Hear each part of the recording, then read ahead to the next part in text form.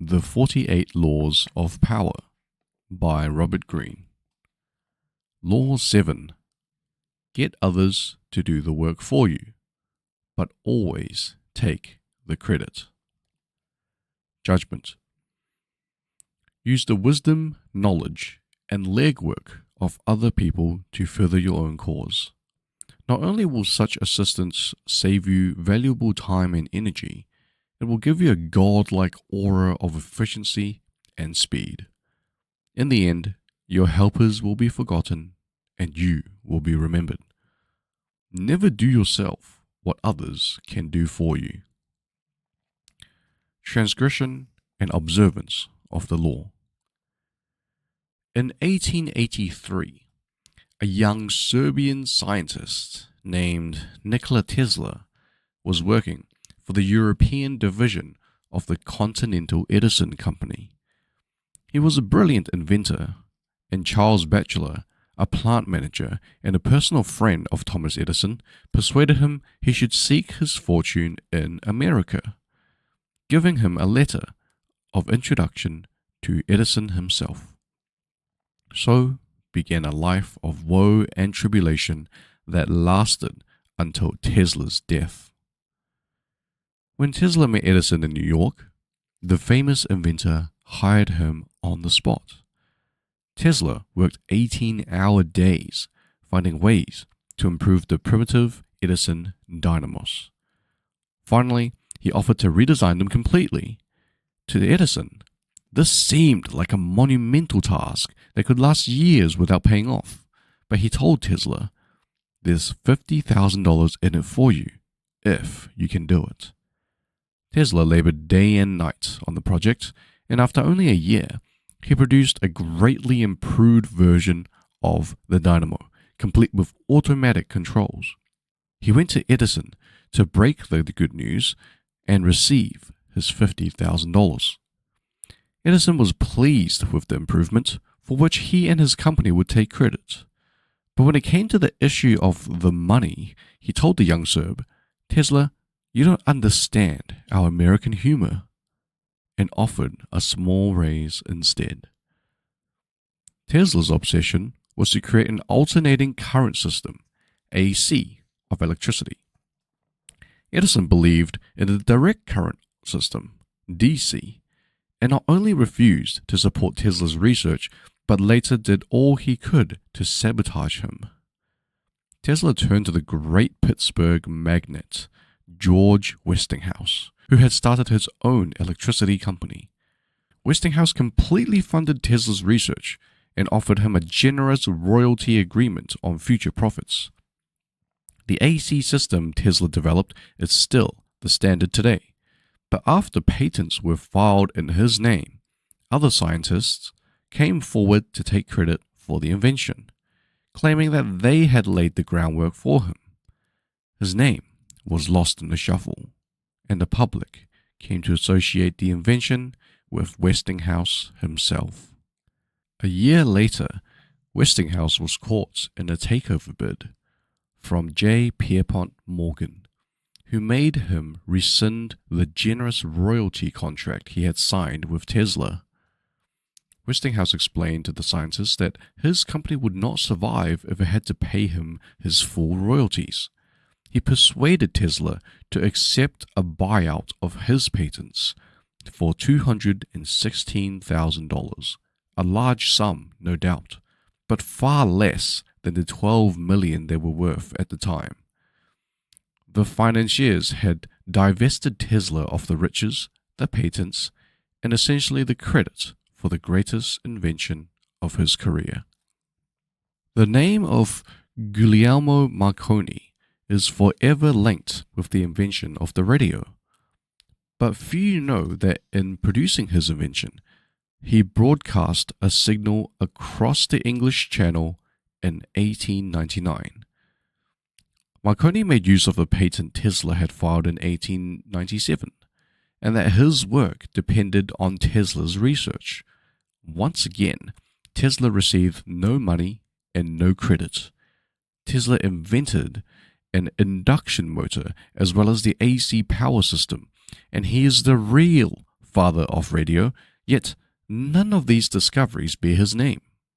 As an old man, he lived in poverty.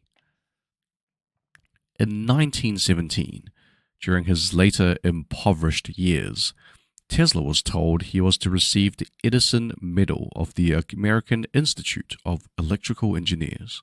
He turned the medal down. "You propose," he said, "to honor me with a medal which I could pin upon my coat and strut for a vain hour before the members of your institute. You will decorate my body and continue to let starve for failure to supply recognition my mind and its creative products, which have supplied the foundation upon which the major proportion of your institute exists." Interpretation. Many harbor the illusion that science, dealing with facts as it does, is beyond the petty rivalries that trouble the rest of the world. Nikola Tesla was one of those. He believed science has nothing to do with politics, and claimed not to care for fame and riches. As he grew older, though, this ruined his scientific work. Not associated with any particular discovery, he could attract no investors to his many ideas. While he pondered great inventions for the future, others stole the patents he had already developed and got the glory for themselves.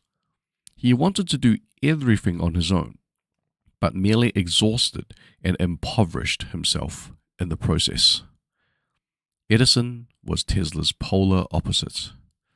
He wasn't actually much of a scientific thinker or inventor.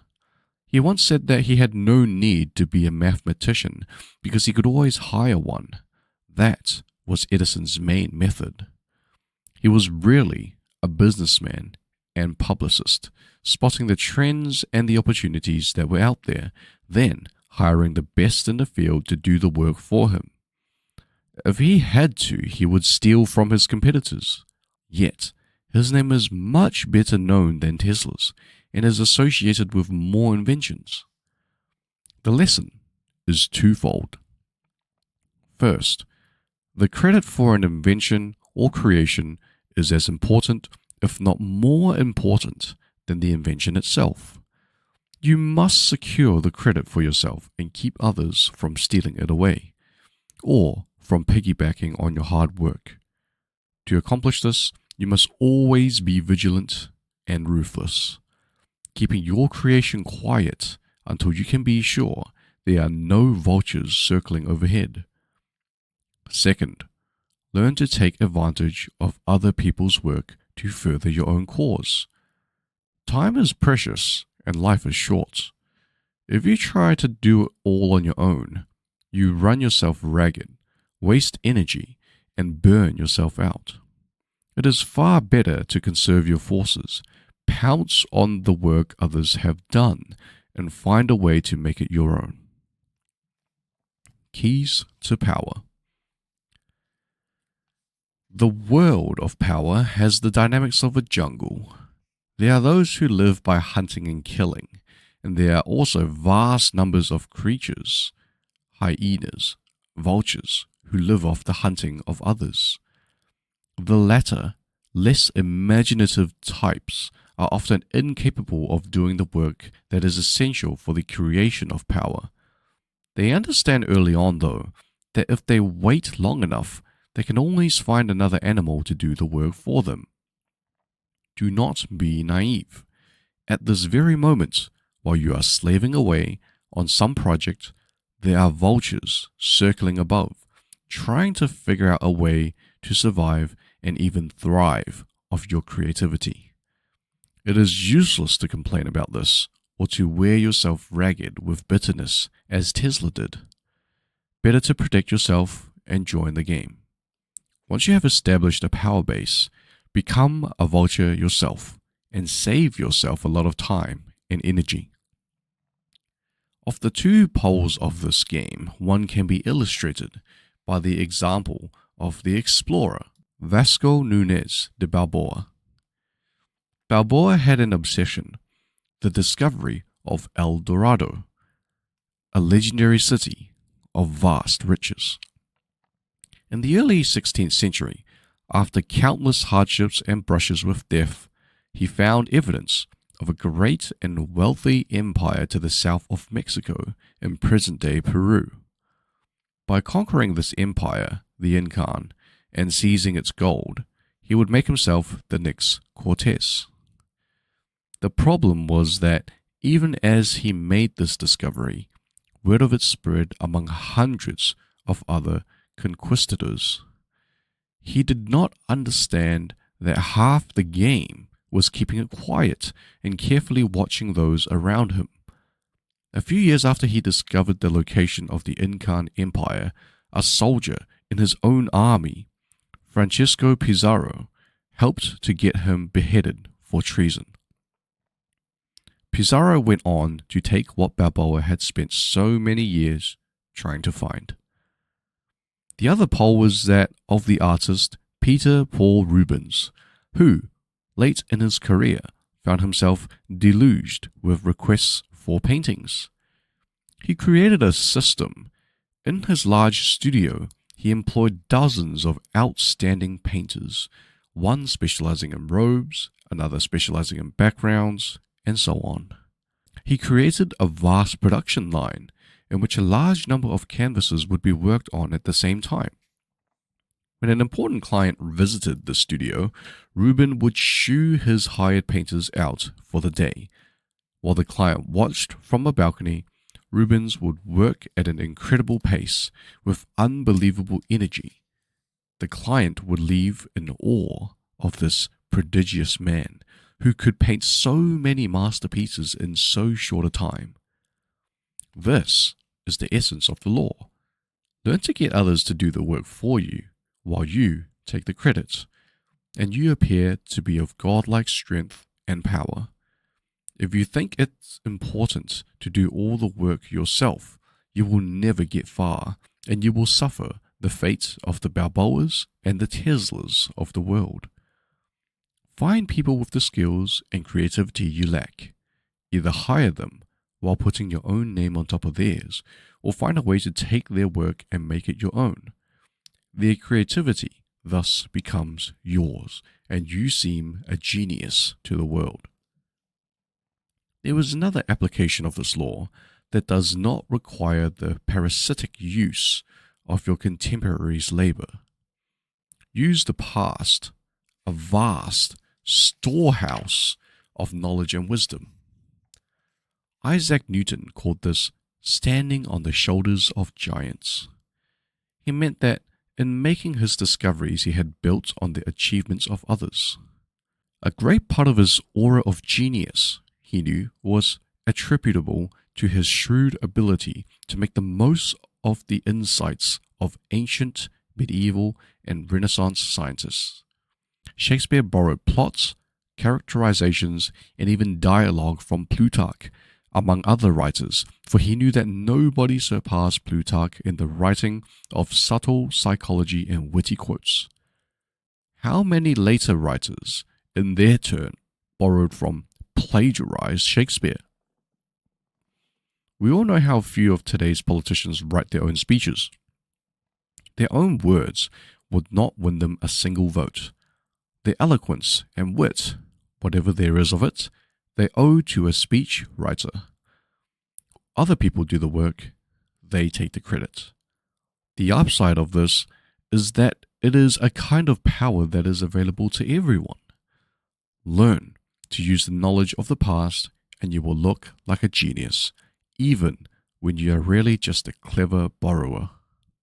Writers who have delved into human nature, ancient masters of strategy, historians of human stupidity and folly, kings and queens who have learned the hard way how to handle the burdens of power. Their knowledge is gathering dust, waiting for you to come and stand on their shoulders. Their wit can be your wit. Their skill can be your skill, and they will never come around to tell people how unoriginal you really are. You can slog through life, making endless mistakes, wasting time and energy trying to do things from your own experience. Or you can use armies of the past. As Bismarck once said, "Fools say that they learn by experience. I prefer to profit by others' experience." Reversal. There are times when taking the credit for work that others have done is not the wise course. If your power is not firmly enough established, you will seem to be pushing people out of the limelight. To be a brilliant exploiter of talent, your position must be unshakable, or you will be accused of deception. Be sure you know when letting other people share the credit serves your purpose. It is especially important to not be greedy when you have a master above you. President Richard Nixon's historic visit to the People's Republic of China was originally his idea, but it might have never come off but for the deft diplomacy of Henry Kissinger. Nor would it have been as successful without Kissinger's skills.